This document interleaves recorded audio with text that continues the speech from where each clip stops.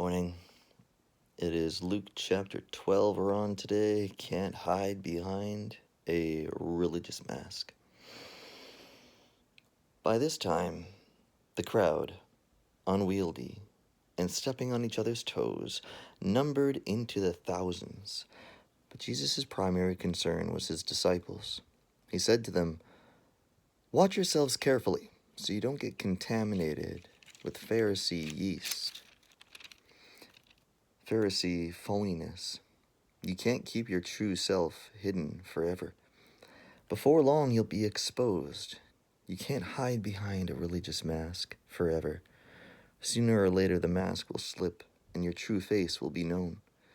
You can't whisper one thing in private and preach the opposite in public. The day is coming when those whispers will be repeated all over town. I'm speaking to you as dear friends.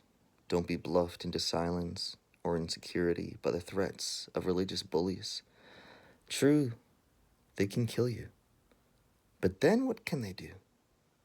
There's nothing they can do to your soul, your core being, save your fear for God, who holds your entire life, body, and soul in his hands.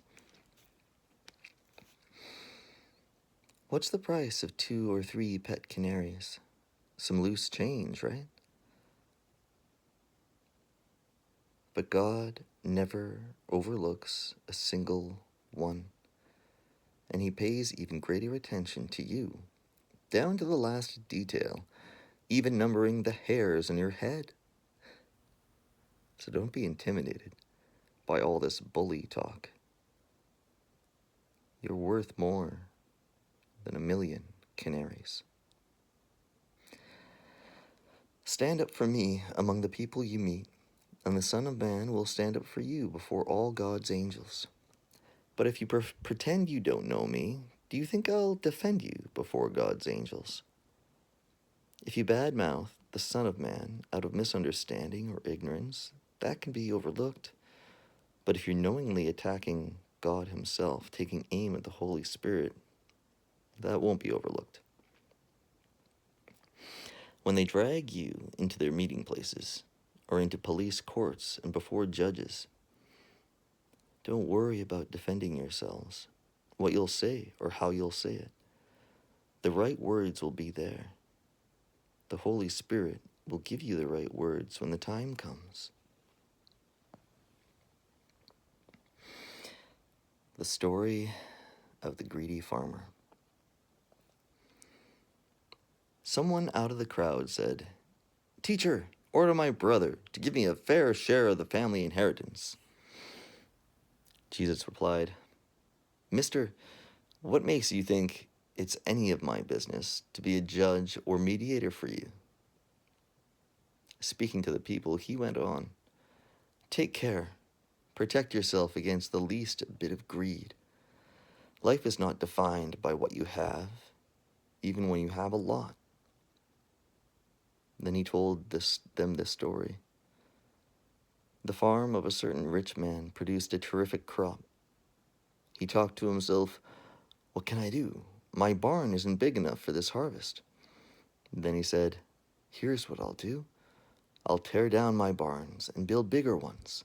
Then I'll gather in all my grain and goods, and I'll say to myself, 'Self, you've done well. You've got it made, and can now retire. Take it easy and have the time of your life.' Just then God showed up and said, 'Fool, tonight you die, and your barn full of goods. Who gets it?'" That's what happens when you fill your barn with self and not with God.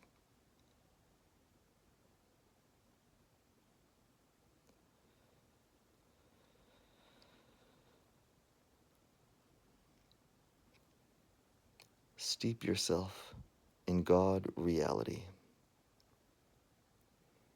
He continued this subject with his disciples.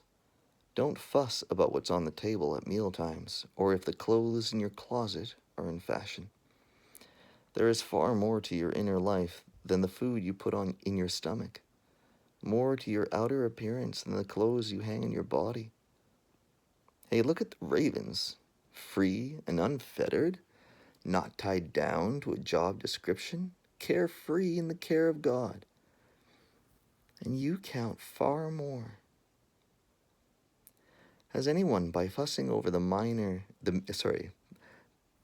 anyone by fussing before the mirror ever gotten taller so much as an inch? If fussing can't even do that, why fuss at all? Walk into the fields and look at the wildflowers. They don't fuss over their appearance. But have you ever seen color and design quite like the wildflowers? The 10 best dressed men and women in the country look shabby alongside them. If God gives such attention to the wildflowers, most of them never even seen, don't you think he'll attend to you, take pride in you, do his best for you? What I'm trying to do here is get you to relax, not be so preoccupied with getting so you can respond to God's giving.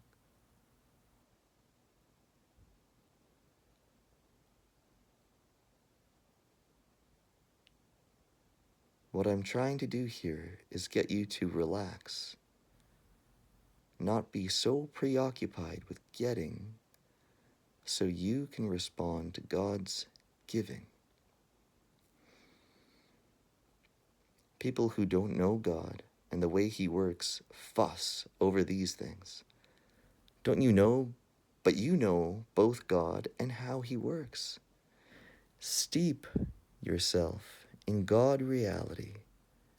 Steep like a tea bag, like coffee, in God reality, God initiative, God provisions. You'll find all your everyday human concerns will be met. And don't be afraid of missing out, the FOMO. You're my dearest friends. The Father wants to give you the very kingdom itself.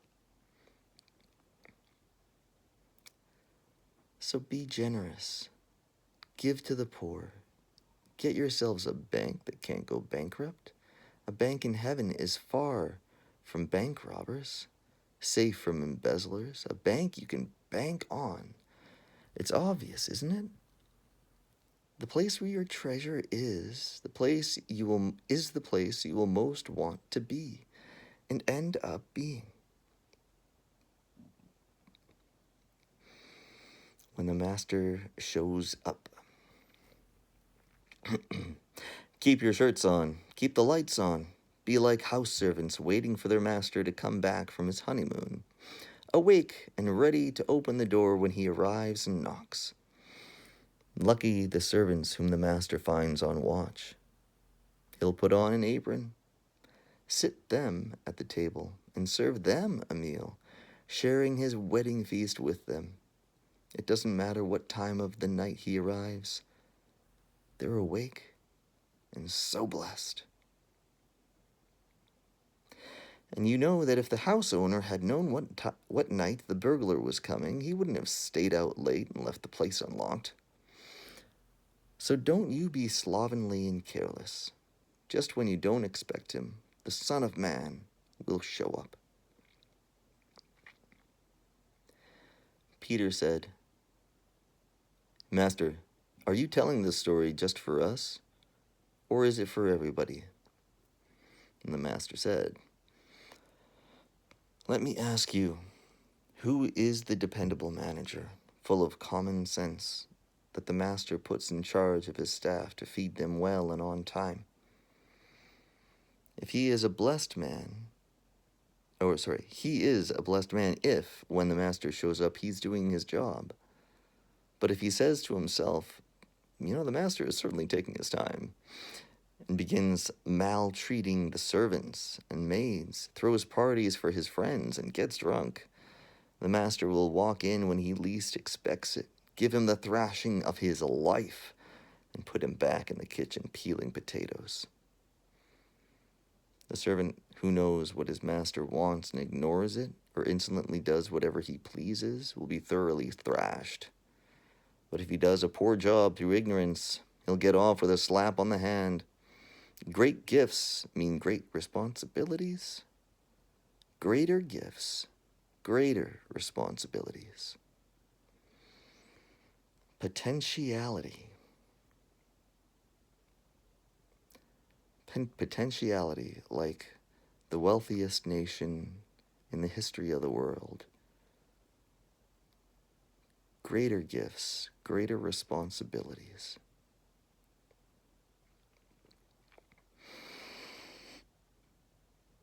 To start a fire. I've come to start a fire on the earth. How I wish it were blazing right now. I've come to change everything. Turn everything right side up. How I long for it to be finished. Do you think I came to smooth things over and make everything nice?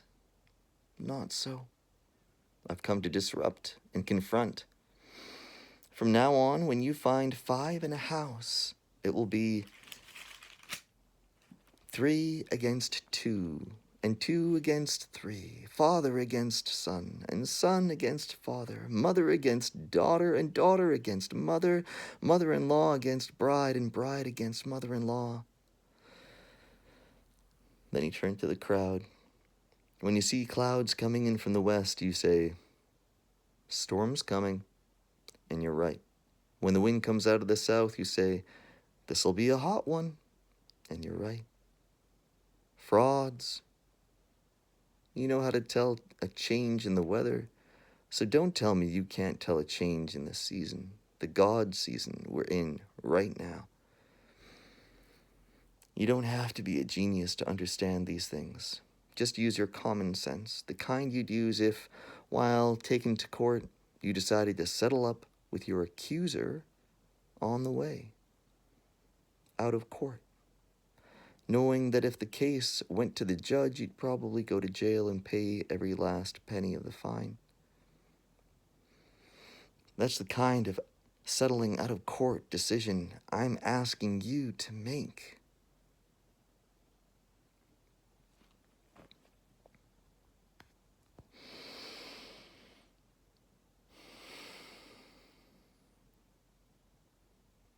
Oh, this day,